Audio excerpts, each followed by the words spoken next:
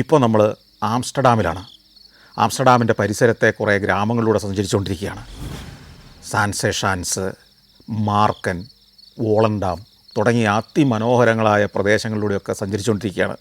ഈ 3 ഗ്രാമങ്ങളും കണ്ടതിന് ശേഷം നമ്മൾ തിരിച്ച് വീണ്ടും ആംസ്റ്റർഡാമിലേക്ക് പോവുകയാണ്. ഒരു ബസ്സിലാണ് യാത്ര. 10-40 ടൂറിസ്റ്റുകൾ വേറെയുണ്ട്. ആംസ്റ്റർഡാമിൽ ചെന്നിട്ട് ഇനി നമുക്ക് പോകേണ്ടത് ഹേഗിലേക്കാണ്. ഹേഗാണ് ശരിക്കും ഇവരുടെ ക്യാപിറ്റൽ, തലസ്ഥാന നഗരം. ആംസ്റ്റർഡാമല്ല. ഈ ഹേഗിന് വേറൊരു പ്രത്യേകതയുണ്ട്. ഹേഗിലാണ് ലോക നീതിന്യായ കോടതി. രാഷ്ട്രങ്ങൾ തമ്മിലുള്ള തർക്കങ്ങൾ, യുദ്ധക്കുറ്റവാളികളെ വിചാരണ ചെയ്യൽ ഒക്കെ നടക്കുന്ന ലോകത്തിൻ്റെ കോടതി എന്ന് പറയുന്നത് ഹേഗിലാണ്. പീസ് പാലസ് എന്നാണ് അറിയപ്പെടുന്നത്. നമ്മൾ ആംസ്റ്റർഡാം നഗരത്തിലേക്ക് തിരികെ എത്തിയിട്ട് നമ്മൾ രണ്ടാമതൊരു ബസ്സിൽ കയറി മറ്റൊരു ഗൈഡിൻ്റെ ഒപ്പം മറ്റൊരു ഡ്രൈവർക്കൊപ്പമാണ് നമ്മൾ ഹേഗിലേക്കും മറ്റു കാഴ്ചകളിലേക്കും പോകുന്നത്. കുറേ ദൂരം ഓടാനുണ്ട്. ഏതാണ്ട് ഒരു മണിക്കൂറോളം ഓടുന്നു. നെതർലൻഡ്സിലെ മറ്റൊരു സുപ്രധാനമായ ടൂറിസ്റ്റ് ആകർഷണമാണ് ഈ ഫ്ലവർ ഫാമുകൾ. തുലിപ്പ് എന്ന് പറയുന്ന പൂക്കളുണ്ടാകുന്ന, അതിനുവേണ്ടി കൃഷി നടത്തുന്ന പാടശേഖരങ്ങൾ. അതിമനോഹരമായ കാഴ്ചയാണ്. ഈ തുലിപ്പ് പൂക്കൾ പൂക്കുന്ന സമയത്ത് അവിടെ ചെന്ന് കഴിഞ്ഞാൽ ഉണ്ടല്ലോ, ഈ രാജ്യം മൊത്തം ഒരു കൂറ്റൻ ചിത്രപ്പണി ചെയ്ത പരവതാനിയാണെന്ന് നമുക്ക് തോന്നുള്ളൂ. അതിമനോഹരമാണ്. ഈ തുലിപ്പൂക്കൾക്ക് പല നിറങ്ങളുണ്ട്. മഞ്ഞ, ചുവപ്പ്, വയലറ്റ്, ഇങ്ങനെ പല നിറങ്ങളിലാണ്. അത് ആകാശത്തു നിന്നുള്ളൊരു കാഴ്ച എന്ന് പറഞ്ഞാൽ അതിമനോഹരമാണ്. ആയിരക്കണക്കിന് ഏക്കർ സ്ഥലങ്ങളിൽ ഇങ്ങനെ വിസ്തൃതമായി കൃഷി നടക്കുകയാണ്. അപ്പോൾ അത്തരം പാടങ്ങളൊക്കെ കണ്ടാണ് നമ്മൾ പോകുന്നത്. അങ്ങനെ ഓടി ഹേഗിലെത്തുന്നു.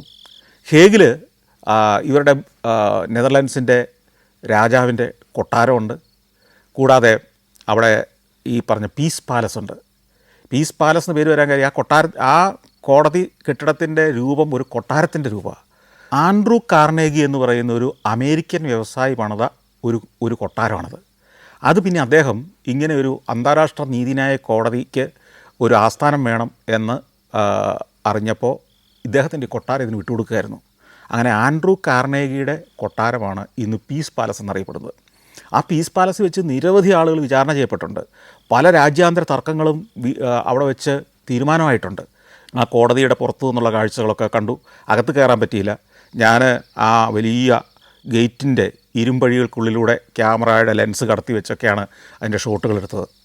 പിന്നെയും ഒരു അരമണിക്കൂറുടെ യാത്ര ചെയ്ത് നമ്മൾ എത്തുന്നത് മധുരോദം എന്ന് പറയുന്ന ഒരു വലിയ മ്യൂസിയത്തിലേക്കാണ്. ഈ മ്യൂസിയം എന്താണെന്ന് ചോദിച്ചു കഴിഞ്ഞാൽ, പ്രശസ്തമായ നിരവധി നിർമ്മിതികളുടെ മിനിയേച്ചറാണ്. ലോകപ്രശസ്തമായ ഒരു എയർപോർട്ട്, വലിയൊരു റെയിൽവേ സ്റ്റേഷൻ മിനിയേച്ചറാക്കി ഇവിടെ ഉണ്ടാക്കി വെച്ചിരിക്കുകയാണ്. ഈ മധുരോദം എന്ന് ഈ മ്യൂസിയത്തിന് പേര് വരാൻ കാര്യം തന്നെ ജോർജ് മധുരോ എന്ന് പറയുന്ന ഒരു നെതർലൻഡ്സുകാരനുണ്ടായിരുന്നു. അദ്ദേഹം ഒരു സൈനികനായിരുന്നു. 2ാം ലോകമഹായുദ്ധകാലത്ത് അദ്ദേഹം ജർമ്മനിക്കെതിരെ പോരാടുകയും ഒടുവിൽ ജർമ്മനിയുടെ പിടിയിലാവുകയും നാസി പട്ടാളത്തിൻ്റെ പിടിയിലാവുകയും ദഹാവു കോൺസെൻട്രേഷൻ ക്യാമ്പിൽ കിടന്ന് നരകയാതന അനുഭവിച്ച് മരിക്കുകയും ചെയ്ത ഒരു നെതർലാൻഡുകാരൻ പട്ടാളക്കാരനാണ് ഈ ജോർജ് മധുരോ. അപ്പോൾ അദ്ദേഹത്തിൻ്റെ പേരിൽ അദ്ദേഹത്തിൻ്റെ ബന്ധുക്കളും അദ്ദേഹത്തിൻ്റെ ഇഷ്ടപ്പെട്ടിരുന്നവരും ചേർന്ന് ആരംഭിച്ച ഒരു മ്യൂസിയമാണ് ഈ മധുരോദം എന്ന് പറയുന്നത്. ഇതെല്ലാം സ്റ്റിൽ മോഡലുകൾ അല്ല, അതായത് വെറുതെ ചലിക്കാതെ നിൽക്കുന്നതല്ല. ഇപ്പോൾ ഒരു റെയിൽവേ സ്റ്റേഷൻ ഉണ്ടെങ്കിൽ ആ റെയിൽവേ സ്റ്റേഷനിലെ ട്രെയിനുകളൊക്കെ ഓടിക്കൊണ്ടിരിക്കും. ആ റെയിൽവേ സ്റ്റേഷനിലേക്ക് ട്രെയിനുകൾ വന്നു ചേരുന്നു, പാളത്തിലൂടെ പുറത്തേക്ക് വന്നു. ഈ ട്രെയിനുകളും ചെറിയ രൂപത്തിലാണ്. അതുപോലെ ചില നഗരങ്ങളുടെ മിനിയേച്ചർ ഉണ്ടാക്കി വെച്ചിരിക്കുന്ന അതിലൂടെ വാഹനങ്ങൾ കൂടുന്നുണ്ടാവും. ആ 1 മണിക്കൂറോളം അവിടെ സ്പെൻഡ് ചെയ്ത് കഴിഞ്ഞപ്പോഴത്തേക്ക് ഞങ്ങൾക്ക് പിന്നെ തിരിച്ചു പോകാനുള്ള സമയമായി. ബസ്സിൽ കയറി ഞങ്ങൾ ഓടി. ഒരു 6:30 കഴിഞ്ഞപ്പോഴത്തേക്കും ഞങ്ങൾ വീണ്ടും ആംസ്റ്റർഡാം നഗരത്തിൽ പുറപ്പെട്ടെടുത്ത് കൊണ്ട് റെയിൽവേ സ്റ്റേഷന് മുമ്പേ ഞങ്ങൾ ഇറക്കി വിട്ടിട്ട് ബസ് പോയി. പക്ഷേ ഇന്നത്തെ ഒരു ദിവസം അതിമനോഹരമായ കാഴ്ചകളുടെ അനുഭവങ്ങളുടെ ഒരു ദിവസമായിരുന്നു. ട്രെയിനിൽ വേണം ഇനി 1 മണിക്കൂറുടെ യാത്ര ചെയ്തെങ്കിൽ മാത്രമേ നമ്മൾ ഷാഗൻ എന്ന് പറയുന്നത് നമ്മൾ താമസിക്കുന്ന ഗ്രാമത്തിലെത്താൻ പറ്റുള്ളൂ. അത് തന്നെയല്ല, ഇന്ന് അതിരാവിലെ മുതലുള്ള യാത്രകളാണ്. ഞാൻ ക്ഷീണിച്ചിട്ടുണ്ട്, മടുത്തു. ക്യാമറയുടെ ബാറ്ററിയൊക്കെ തീരാറായി. അന്നത്തെ ഒരു പ്രശ്നം എന്താണെന്ന് വെച്ച് കഴിഞ്ഞാൽ, ഒരു 4-5 ബാറ്ററി വേണം ഒരു ദിവസം ക്യാമറ ഓപ്പറേറ്റ് ചെയ്യണം. കാരണം രാവിലെ മുതൽ ഷൂട്ട് ചെയ്യുക, കണ്ടിന്യൂസ് ഷൂട്ടാണ്, നമുക്കറിയാമല്ലോ. അപ്പോൾ ഇത് വൈകുന്നേരം ആകുമ്പോഴത്തേക്ക് ഇത് മിക്കവാറും ബാറ്ററി ഡ്രെയിൻ ഔട്ട് ആവും. സാധാരണഗതിയിൽ ഒരു 4-5 എപ്പിസോഡ് വരെ നമ്മൾ ഒരു ദിവസം ഷൂട്ട് ചെയ്ത് തീർക്കും. 4 എപ്പിസോഡിന് വേണ്ട റഷുകൾ നമ്മൾ ഷൂട്ട് ചെയ്യുന്നതിൻ്റെ ഒരു 1/3 എഡിറ്റിംഗ് കഴിയുമ്പോൾ നമുക്ക് മിച്ചം കിട്ടുക. അതായത് 30 മിനിറ്റ് നമ്മൾ ഷൂട്ട് ചെയ്താൽ നമുക്ക് 10 മിനിറ്റ് അതിനകത്ത് പ്രോഗ്രാം കിട്ടുള്ളൂ എന്നർത്ഥം. സഞ്ചാരത്തിന് അങ്ങനെയാണ് സാധാരണ. കാരണം ആവശ്യമുള്ളതും ഇല്ലാത്തതും എല്ലാം നമ്മൾ ഷൂട്ട് ചെയ്തെടുത്തുകൊണ്ടിരിക്കും. എന്നിട്ട് എഡിറ്റ് ചെയ്തിട്ടാണ് അതിനെ ഒരു കൃത്യമായിട്ടുള്ളൊരു കഥയാക്കി മാറ്റുന്നത്, അല്ലെങ്കിൽ ഒരു എപ്പിസോഡാക്കി മാറ്റുന്നത്. അപ്പോൾ ഇനി മടങ്ങിയേക്കാൻ തീരുമാനിച്ചു. ഒരു 7 മണിയായപ്പോഴത്തേക്കും റെയിൽവേ സ്റ്റേഷനിൽ ചെന്നു.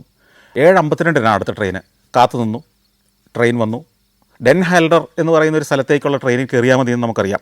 ആ ഡെൻ ഹെൽഡറിലേക്ക് ഇന്ന് പോകുന്നത്, ഈ സമയത്ത് പുറപ്പെടുന്നത് ഒരു ഡബിൾ ഡക്കർ ട്രെയിനാണ്. Beautiful train. യൂറോപ്പിൽ ഞാൻ സ്വിറ്റ്സർലൻഡിൽ വെച്ചാണ് ആദ്യമായിട്ട് ഈ ഡബിൾ ഡക്കർ ട്രെയിൻ കാണുന്നത്.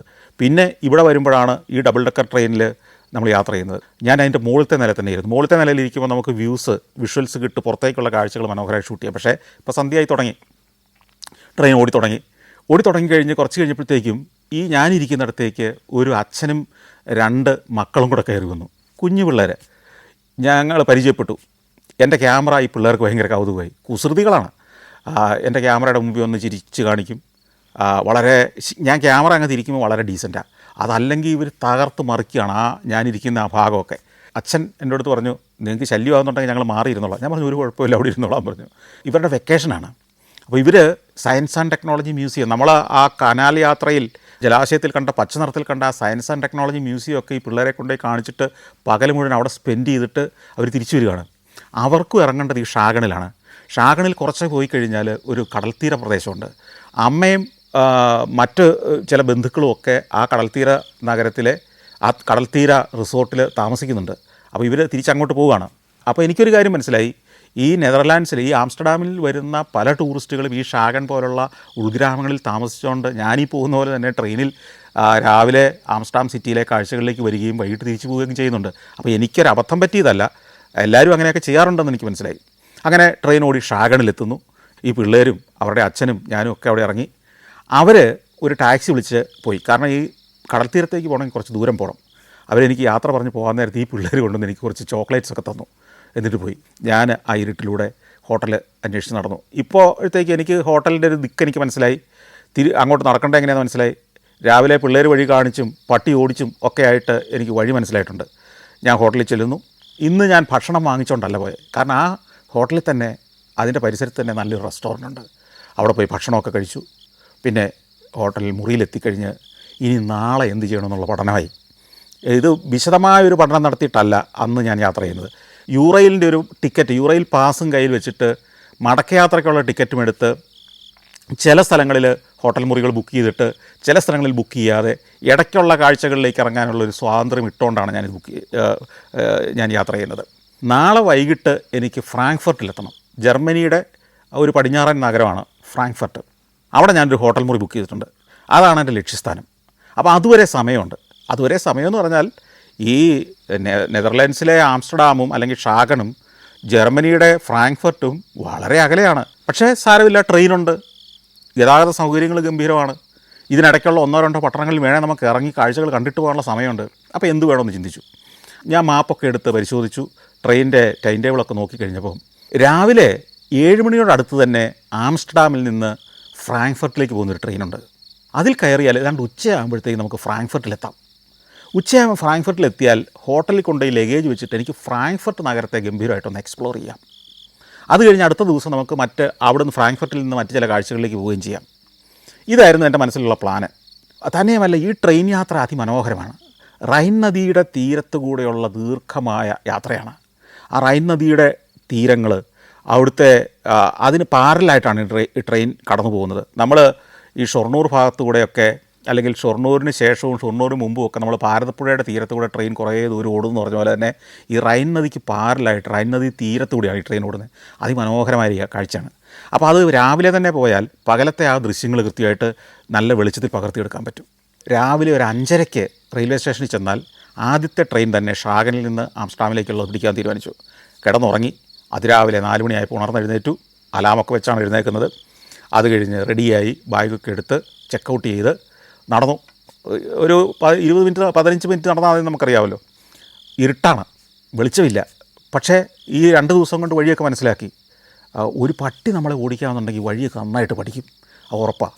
പിന്നെ നമ്മൾ അന്വേഷിച്ച് തപ്പി കണ്ടുപിടിച്ച് പോവുകയും കൂടെ ചെയ്ത് കഴിഞ്ഞാൽ ഒരു കാലത്തും ആ വഴി മറക്കുകയില്ല. അങ്ങനെ നടന്ന് റെയിൽവേ സ്റ്റേഷനിൽ ചെന്ന് കാത്തുനിൽപ്പായി. 5:30 ട്രെയിന് 5:30 കഴിഞ്ഞിട്ടും വരുന്നില്ല. സാധാരണ ഈ ട്രെയിൻ സമയം പാലിക്കുന്നതാണ്. ഉടനെ ടൈം ടേബിൾ ഒരു വലിയ നോട്ടീസ് ബോർഡ് പോലത്തെ ഒന്നിൽ ഇതിൻ്റെ ടൈം ടേബിൾ പ്രദർശിപ്പിച്ചിരിക്കും, ഒരാഴ്ചത്തെ ട്രെയിനിൻ്റെ. അത് ചെന്ന് നോക്കുമ്പോൾ സൺഡേയിൽ ഈ ട്രെയിനില്ല.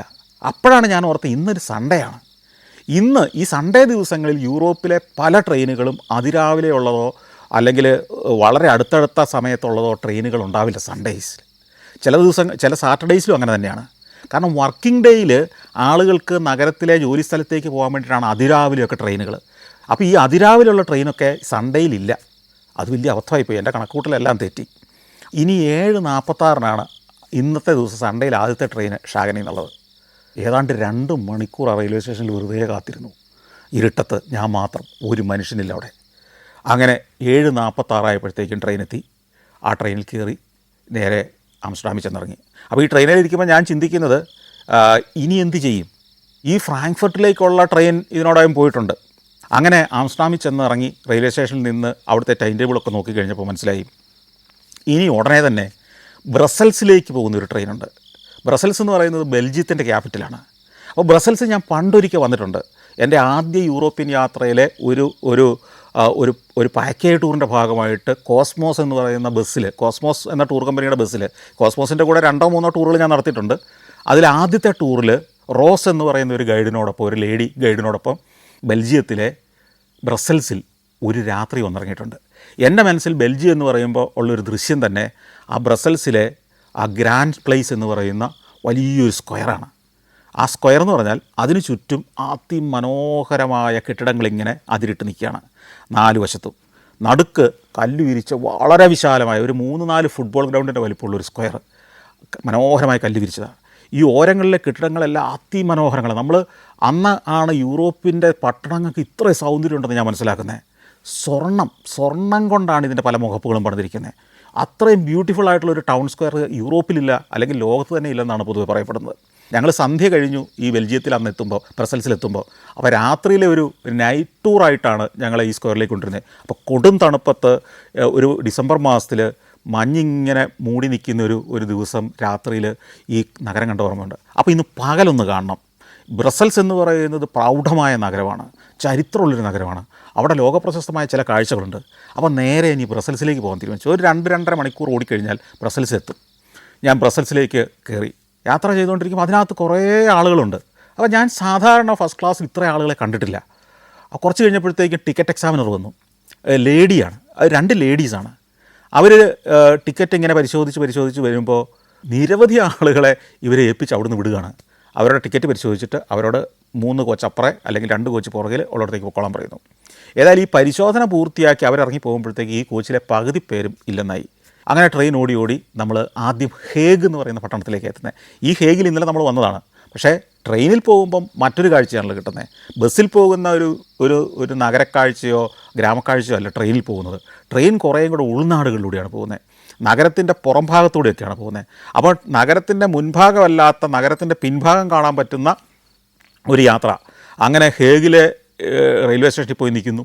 പുരാതനമായ അല്ലെങ്കിൽ വളരെ പഴക്കമുള്ള റെയിൽവേ സ്റ്റേഷനാണ് ഇത്. 1888 പണിത ഒരു റെയിൽവേ സ്റ്റേഷനാണ് ഹേഗിലെ റെയിൽവേ സ്റ്റേഷൻ. നിന്നു, കുറച്ച് ആളുകൾ കയറി, കുറച്ച് ആളുകൾ ഇറങ്ങിയിട്ടുണ്ടായിരുന്നു. ട്രെയിൻ വീണ്ടും ഓടുകയാണ്. പിന്നെ ഓടി റോട്ടർഡാം എന്ന് പറയുന്ന സ്റ്റേഷനിലേക്കാണ് എത്തുന്നത്. ഈ റോട്ടർഡാം അതിപ്രശസ്തമായൊരു നഗരമാണ്. നെതർലാൻഡ്സിൻ്റെ ഒരു പ്രധാന തുറമുഖ നഗരമാണ് റോട്ടർഡാം. മാത്രമല്ല 2-ാം ലോക മഹായുദ്ധത്തിൽ തകർന്ന് തരിപ്പണമായി പോയൊരു നഗരമാണ്. 2-ാം ലോക മഹായുദ്ധത്തിന് ശേഷം ഇന്ന് കാണുന്ന രീതിയിൽ നഗരത്തെ പുനർനിർമ്മിക്കുകയായിരുന്നു. പക്ഷേ നമ്മൾ ഈ നഗരം കാണുമ്പോൾ ഉണ്ടല്ലോ, ഇത് 1945 ശേഷം പുനർനിർമ്മിച്ച ഒരു നഗരമാണെന്ന് തോന്നുകയില്ല. എല്ലാം ആ പഴയ പടിയാണ് പണിത് വച്ചിരിക്കുന്നത്. പണ്ട് ആ നഗരത്തിൻ്റെ ഓരോ തെരുവും ആ തെരുവോരങ്ങളിലെ കെട്ടിടവും എങ്ങനെയായിരുന്നോ ആ ഫോട്ടോകൾ നോക്കി അതേപടി അതേ പൗരാണിക ഭാവത്തോടെ പണിത് വച്ചിരിക്കുന്ന ഇതൊരു തകർന്നതിന് ശേഷം പുനഃസൃഷ്ടിച്ചതാണ് നമുക്ക് ഒരിക്കലും തോന്നാത്ത നഗരമാണ് റോട്ടർഡാം. ട്രെയിൻ വീണ്ടും ഓടിത്തുടങ്ങി. കുറേ കൂടി ഓടിക്കഴിഞ്ഞപ്പോഴത്തേക്ക് നമ്മൾ നെതർലാൻഡ്സ് എന്ന് പറയുന്ന രാജ്യം തീരുകയാണ്. ഈ രാജ്യം പലപ്പോഴും അവസാനിക്കുന്നത് നമ്മൾ അറിയുന്നത് ചിലപ്പോൾ ഒരു പാലം, ഒരു നദിക്ക് കുറുകെയുള്ളൊരു പാലം കടക്കുന്നതോടെയായിരിക്കാം. അതല്ലെങ്കിൽ ചില കൃഷിയിടങ്ങളുടെ നടുക്ക് വെച്ചായിരിക്കാം. നമ്മൾ ചിലയിടത്ത് വെച്ച് ഈ രാജ്യത്തിൻ്റെ അതിർത്തി തിരിച്ചറിയുക പോലുമില്ല. അങ്ങനെ കൂടി നമ്മൾ ബെൽജിയത്തിൻ്റെ ഭൂമിയിലേക്ക് കയറുകയാണ്. ഈ ബെൽജിയത്തിലേക്ക് കയറി കഴിയുമ്പോൾ ഭൂപ്രകൃതിയിൽ വലിയ മാറ്റമൊന്നും ഇല്ലെങ്കിലും അവിടെ കൃഷിയുടെ സ്വഭാവം മാറുന്നുണ്ട് ചിലയിടത്ത്. ഇപ്പം നെതർലാൻഡ്സിൽ പുൽമേടുകൾ, നമ്മുടെ കുട്ടനാടൻ പ്രദേശം പോലെ വെള്ളക്കെട്ടുകളുള്ള പ്രദേശങ്ങളും പുൽമേടുകളും അവിടെ മേഞ്ഞു നടക്കുന്ന പശുക്കളും ഒക്കെയാണ്, അല്ലെങ്കിൽ ചില ഭാഗങ്ങളിൽ പൂപ്പാടങ്ങളൊക്കെ ആണെങ്കിൽ നമ്മൾ ബെൽജിയത്തിലേക്ക് കയറുന്നതോടുകൂടി കൃഷിയിടങ്ങളാവും. കൃഷിയിടങ്ങൾ എന്ന് പറയുന്ന ചോളത്തിൻ്റെ പാടങ്ങൾ, അല്ലെങ്കിൽ ഗോതമ്പിൻ്റെ പാടങ്ങൾ, ഉരുളക്കിഴങ്ങിൻ്റെ പാടങ്ങൾ ഒക്കെ അങ്ങ് വിശാലമായി കണ്ടു തുടങ്ങും. അപ്പോൾ ഈ കൃഷിയുടെ മാറ്റം മാത്രമാണ് പലപ്പോഴും ഈ രാജ്യങ്ങളുടെ വ്യത്യാസം നമ്മളെ തിരിച്ചറിയിക്കുന്നത്. പിന്നെ നമ്മൾ ഓടിയെത്തുന്നത് ആന്ത്വേർപ്പ് എന്ന് പറയുന്നൊരു സ്റ്റേഷനിലേക്കാണ്. അവർ ആന്ത്വേർപ്പൻ എന്നും പറയും. നമ്മളിപ്പോൾ ഗൂഗിളിലൊക്കെ നോക്കിക്കഴിഞ്ഞാൽ ആന്ത്വേർപ്പ് എന്നേ കാണുള്ളൂ, പക്ഷേ അവർ ആന്ത്വേർപ്പൻ എന്നാണ് പറയുക.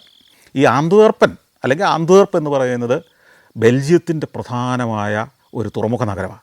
ഏറെ ചരിത്രമുള്ളൊരു നഗരം. നൂറ്റാണ്ടുകൾക്ക് മുമ്പ് AD 1400-കളിലും 500-കളിലും ഒക്കെ ലോകത്തിൻ്റെ വിവിധ ഭാഗങ്ങളിലേക്ക് നിരവധി വസ്തുക്കൾ കയറ്റി അയച്ചിരുന്നൊരു രാജ്യമാണ് ബെൽജിയം. നമ്മൾ കേട്ടിട്ടുണ്ടാകും ബെൽജിയം ഗ്ലാസ്, ബെൽജിയത്തിൻ്റെ പോഴ്സലിൻ സാധനങ്ങൾ, ബെൽജിയത്തിൻ്റെ തറയോടുകൾ, ഇങ്ങനെ നിരവധി സാധനങ്ങൾ ബെൽജിയത്തിലുണ്ടാക്കി ലോകത്തിൻ്റെ വിപണിയിലേക്ക് അയച്ചിരുന്നു. അങ്ങനെയാണ് ബെൽജിയം വലിയ സമ്പന്നമായ ഒരു രാജ്യമായത്. ബെൽജിയം ഗ്ലാസ്സാണ് ഏറ്റവും പ്രധാനമായിട്ടും ഈ കേരളത്തിലേക്ക് പോലും അക്കാലത്തെ പല കൊട്ടാരക്കെട്ടുകളുടെ നിർമ്മാണത്തിലേക്കും ദേവാലയങ്ങളുടെ നിർമ്മാണത്തിനും പ്രഭുമന്ദിരങ്ങളിലെ നിർമ്മാണത്തിനും ദക്ഷിണേന്ത്യയിലെ നമ്മളിപ്പോൾ ഈവൻ ചെട്ടിനാട്ടിലേക്കൊക്കെ ചെന്ന് കഴിഞ്ഞാൽ ചെട്ടിനാട്ടിലെ പല കൊട്ടാരങ്ങളുടെയും പല കെട്ടിടങ്ങളെയും അലങ്കരിച്ചിരിക്കുന്ന തൂക്കുവിളക്കുകൾ, ജാലകച്ചില്ലുകൾ ഒക്കെ ഈ ബെൽജിയത്തിൽ നിന്ന് അക്കാലത്ത് കൊണ്ടുവന്നതാണ്. അത് ഈ അടുത്ത കാലം വരെ ബെൽജിയൻ ഗ്ലാസ് ലോക പ്രശസ്തമായിരുന്നു. അങ്ങനെയാണ് ഇവർ സമ്പന്നമായത്.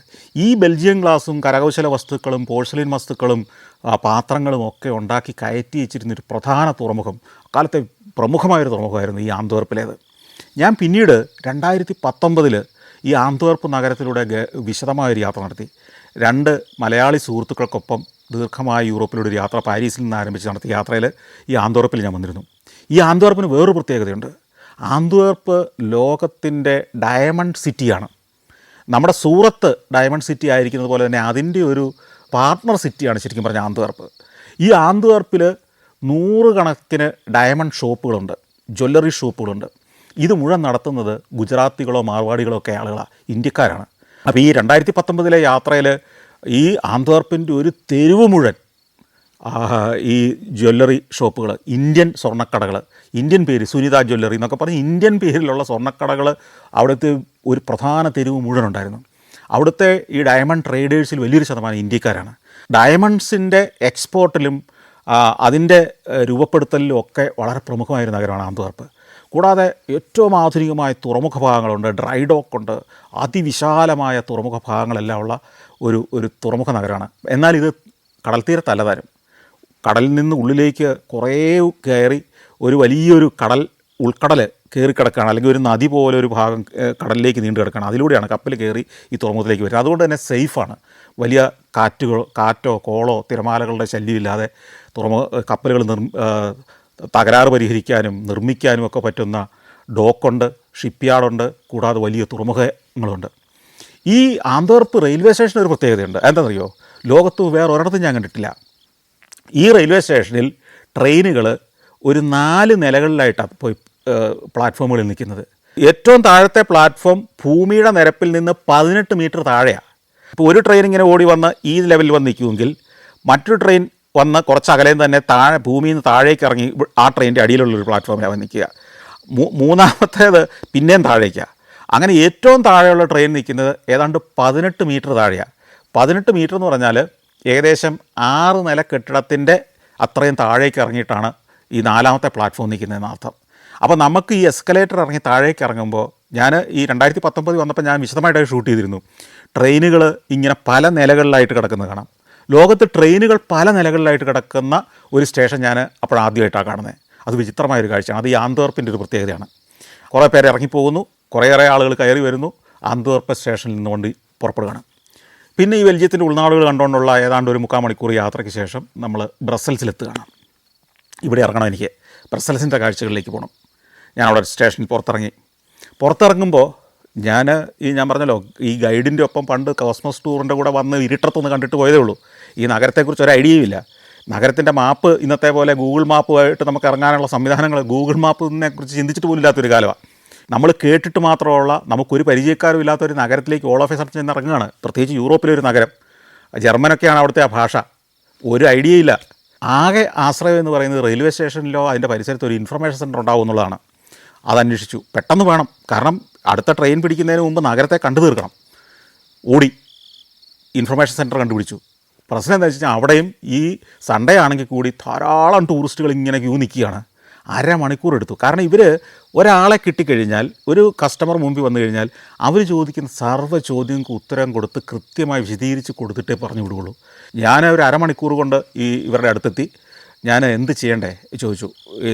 എനിക്ക് നഗരം ഒന്ന് കാണണം, അതിന് നിങ്ങൾക്ക് എന്തെങ്കിലും സജസ്റ്റ് ചെയ്യാനുണ്ടോ? അപ്പോഴത്തേക്ക് അവർ പെട്ടെന്നൊരു മാപ്പ് എടുത്തു. എന്നിട്ട് പറഞ്ഞു, ഞാൻ ഈ മാപ്പിൽ വരച്ച് തരുന്നില്ല, പകരം നിങ്ങൾക്ക് എളുപ്പമുള്ളൊരു പണി, നിങ്ങൾ എത്ര മണിക്കൂറുണ്ട്? ഞാൻ പറഞ്ഞു, ഒരു 3 മണിക്കൂർ കൊണ്ട് എനിക്ക് നഗരം കണ്ടു തീർക്കണം. എങ്കിൽ ബെസ്റ്റ് ഇവിടുത്തെ ഒരു സിറ്റി സൈറ്റ് സീയിങ് ബസ്സുണ്ട്, ഈ സ്റ്റേഷനിൽ വരും, അധികം താമസിക്കാതെ. ഈ സ്റ്റേഷന് തൊട്ടടുത്തുള്ള ഒരു സ്ട്രീറ്റിൽ വരും.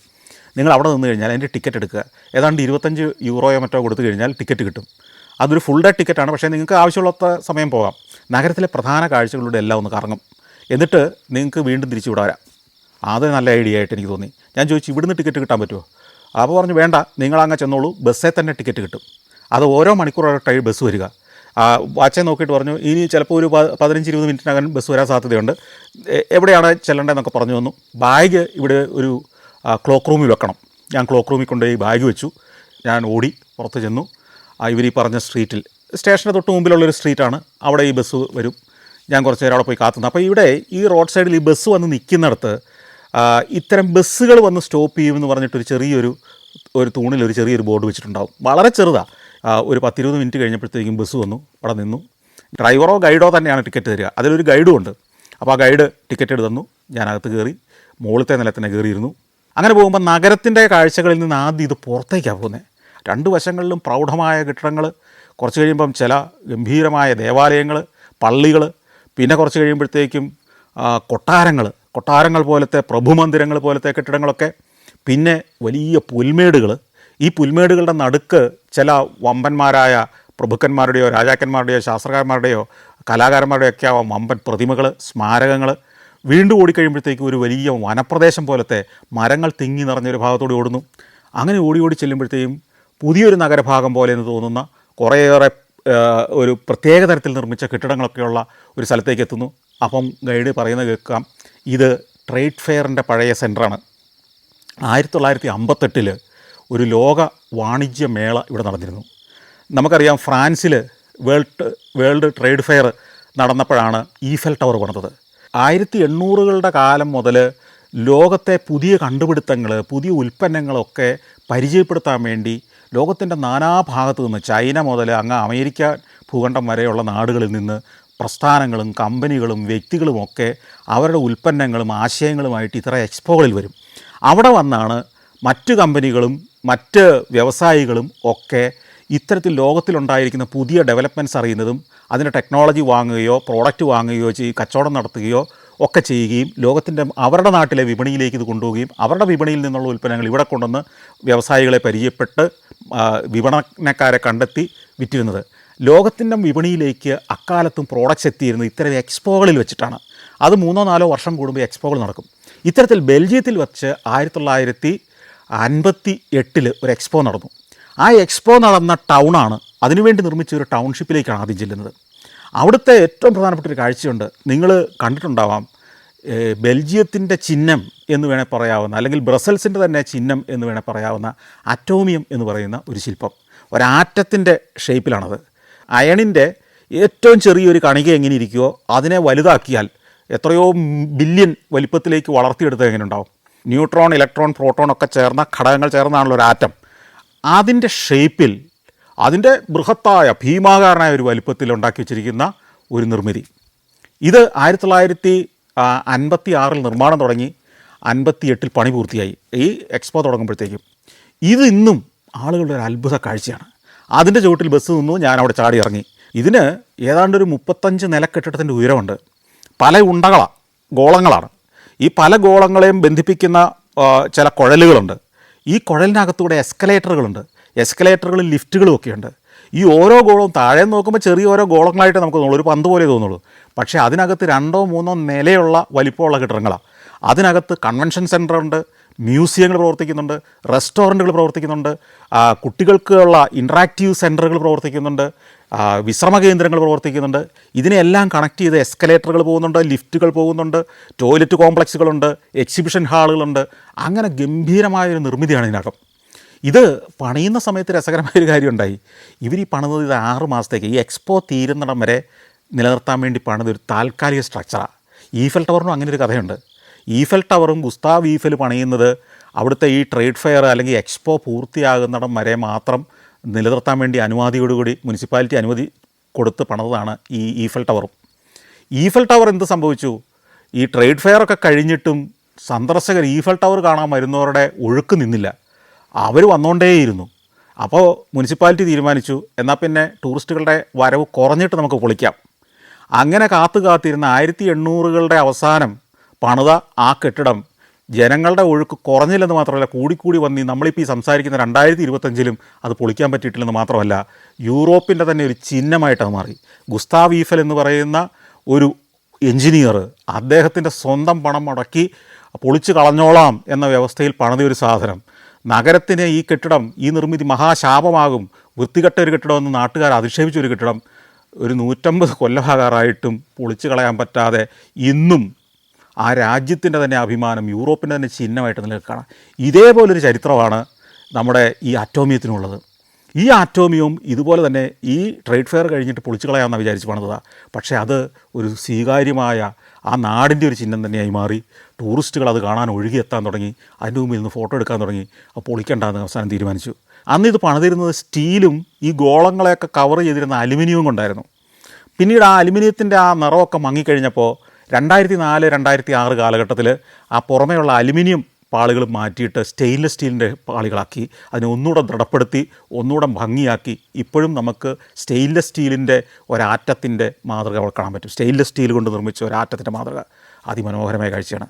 അതൊക്കെ ഷൂട്ട് ചെയ്ത് പിന്നെ ബസ് യാത്രയായി. അങ്ങനെ ഓടി നഗരത്തിൻ്റെ ഹൃദയത്തിലേക്ക് നമ്മുടെ ബസ് എത്തുകയാണ്. ബസ് ഒരു സ്റ്റോപ്പിൽ പോയി നിന്നു. ഇവിടെ ഇറങ്ങിയാൽ ഗ്രാൻഡ് പ്ലേസിലേക്ക് പോകാമെന്ന് അനൗൺസ്മെൻറ്റ് വന്നു. ഞാനവിടെ ചാടി ഇറങ്ങി. ഈ ഗ്രാൻഡ് പ്ലേസ് കണ്ടേ പറ്റൂ. ഗ്രാൻഡ് പ്ലേസ് ഞാൻ നേരത്തെ പറഞ്ഞല്ലോ, അതിവിശാലമായൊരു ചത്തുരം. ഈ ചത്തുരത്തിൻ്റെ ഓരങ്ങളിൽ പ്രൗഢഗംഭീരമായ കെട്ടിടങ്ങൾ 1400-കളിൽ 1300-കളിൽ ഒക്കെ പണിത കെട്ടിടങ്ങളാണ്. അന്ന് ഗിൽഡുകൾ എന്ന് പറയുന്ന പല ഇന്നത്തെ ചേംബർ ഓഫ് കൊമേഴ്സ് എന്നൊക്കെ പറയുന്നത് പോലെ തുകൽപ്പണിക്കാർക്കൊരു ഗിൽഡുണ്ടാവും, സ്വർണ്ണപ്പണിക്കാർക്ക് ഗിൽഡുണ്ടാവും, ഗ്ലാസ് ഉണ്ടാക്കുന്ന ഫാക്ടറിക്കാർക്കൊരു ഗിൽഡുണ്ടാവും. വ്യവസായികളുടെ സംഘടനകളാണ് ഈ ഗിൽഡുകൾ എന്ന് പറയുന്നത്. അവർ വളരെ പ്രബലരായിരുന്നു. ഗിൽഡുകൾ രാജാവിനെതിരെയും ഭരണാധികാരികൾക്കെതിരെ സമരം ചെയ്യുകയും യുദ്ധം ചെയ്യുകയും ചെയ്ത പല കാര്യങ്ങളുണ്ട്. കാരണം അവർ സമ്പന്നരാണ്. സ്വകാര്യ വ്യക്തികളുടെ സംഘടനകളാണ് ഈ ഗിൽഡുകൾ എന്ന് പറയുന്നത്. അത്തരത്തിൽ ഗിൽഡുകളുടെ ഓഫീസ് കെട്ടിടങ്ങളാണ് ഈ കാണുന്ന മുഴുവൻ. അന്ന് ലോകത്തിൻ്റെ വിപണിയിലേക്ക് അമൂല്യമായ രത്നങ്ങൾ കയറ്റി അയച്ചിരുന്നവർ, അല്ലെങ്കിൽ ചില്ല് ഉൽപ്പന്നങ്ങൾ, ഗ്ലാസ് ഉൽപ്പന്നങ്ങൾ കയറ്റി അയച്ചിരുന്നവർ, അല്ലെങ്കിൽ തുകലുൽപ്പന്നങ്ങൾ കയറ്റി അയച്ചിരുന്നത്, അല്ലെങ്കിൽ പാത്രങ്ങൾ കയറ്റി അയച്ചിരുന്നതൊക്കെ ആയ പലവിധ ഗിൽഡ് ഹൗസുകളാണ് ഈ ചുറ്റും കാണുന്നത്. അപ്പോൾ അന്ന് ഈ ഗിൽഡുകളുടെ സമ്പന്നതയുടെ പ്രതിഫലനം പോലെ ചില ഗിൽഡുകളുടെ മുഖപ്പുകൾ മുഴുവൻ സ്വർണം കൊണ്ട് പണിത് വെച്ചിട്ടുണ്ട്. ഈ കോളനിവൽക്കരണം ആരംഭിക്കുന്നത് തന്നെ 1500-കളിലാണെന്ന് നമുക്കറിയാം. അതിനും 2 നൂറ്റാണ്ട് മുമ്പ് തന്നെ ഇത്ര സമ്പന്നമായിരുന്നു ഈ ബെൽജിയം. ഇങ്ങനെയും ഒരു നഗരമോ, ഇത്ര വൃത്തിയോടെ, ഇത്ര ഭംഗിയോടെ, ഇത്ര പ്രൗഢിയോടെ ഒരു നഗരം എങ്ങനെ ഉണ്ടാക്കി നമ്മൾ അത്ഭുതപ്പെട്ടു പോകും. അതിൻ്റെ ഒരു ടൗൺ ഹാളുണ്ട് അവിടെ. ടൗൺ ഹാൾ അതിമനോഹരമായ കെട്ടിടമാണ്. അതും 1400-കളിൽ പണിതൊരു കെട്ടിടമാണ്. 1400-കളിൽ പണിത കെട്ടിടം ഇന്നും അതുവഴി നിൽക്കുന്നു. ഒന്ന് ആലോചിച്ച് നോക്കണം. അതേ പ്രൗഢിയോടെ നിൽക്കുന്നു. 1400-കളിൽ പണിത ഒരു നഗരത്തെ അതിൽ പ്രൗഢമായ കെട്ടിടങ്ങളോടെ നമുക്ക് നമ്മുടെ രാജ്യത്ത് നിന്ന് സങ്കല്പിക്കാൻ കഴിയില്ല, നമുക്ക് ചിന്തിക്കാൻ പറ്റില്ല. അത്ര ഗംഭീരമായിട്ട് അതിനെ പണിതു വെച്ചിരിക്കുന്നു, അതിനെ സംരക്ഷിച്ചിരിക്കുന്നു, ഇന്നും നിലനിർത്തുന്നു, അഭിമാനത്തോടെ അത് ലോകത്തിന് മുമ്പിൽ അവതരിപ്പിക്കുന്നു. അതിലൂടെ സ്ക്വയറിലൂടെ എല്ലാം നടന്നു, മറ്റു പല കാഴ്ചകളിലേക്കും പോയി. പിന്നെ നമ്മൾ കൊട്ടാരത്തിൻ്റെ മുന്നിലേക്ക് പോകുന്നു. കൊട്ടാരത്തിൻ്റെ ഇവിടുത്തെ രാജകൊട്ടാരത്തിൻ്റെ കാഴ്ചകൾ, അതിൻ്റെ മുമ്പിൽ തന്നെ അതിന് മുമ്പിലുള്ള സ്ക്വയർ, റോയൽ സ്ക്വയറുണ്ട്. ആ സ്ക്വയറിൻ്റെ അതിരുകളിൽ പ്രഭുക്കന്മാരുടെ കെട്ടിടങ്ങളുണ്ട്.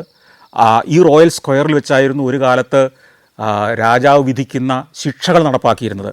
പ്രത്യേകിച്ച് വധശിക്ഷ പോലുള്ള ശിക്ഷകൾ നടത്തിയിരുന്നത് ഈ സ്ക്വയറിൽ വെച്ചാണ്. അപ്പോൾ അങ്ങനെ ബെൽജിയത്തിൻ്റെ തലസ്ഥാനമായ ബ്രസൽസിൻ്റെ പ്രൗഢഗംഭീരമായ കാഴ്ചകളെല്ലാം കണ്ട് നമ്മൾ വീണ്ടും ബസ്സിൽ യാത്ര ചെയ്ത് റെയിൽവേ സ്റ്റേഷൻ്റെ തൊട്ടടുത്തെത്തി. നമ്മൾ പുറപ്പെട്ട ആ സ്റ്റോപ്പിലെത്തുമ്പോൾ ഞാൻ ചാടി ഇറങ്ങി. റെയിൽവേ സ്റ്റേഷനിലേക്ക് കയറി ചെല്ലുമ്പോൾ സമയം 3:30 കഴിഞ്ഞിട്ടിരിക്കുന്നു. 4:52-നാണ് ഇനി ഫ്രാങ്ക്ഫർട്ടിലേക്കുള്ള ട്രെയിൻ പുറപ്പെടുക. ഞാൻ പോയി ക്ലോക്ക് റൂമിൽ നിന്ന് ലഗേജ് എടുത്തു. പ്ലാറ്റ്ഫോം ഏതാണെന്ന് കണ്ടെത്തി. ഫ്രാങ്ക്ഫർട്ടിലേക്കുള്ള ട്രെയിൻ വരുന്നതും കാത്ത് ആ സ്റ്റേഷനിൽ ഞാനിരുന്നു.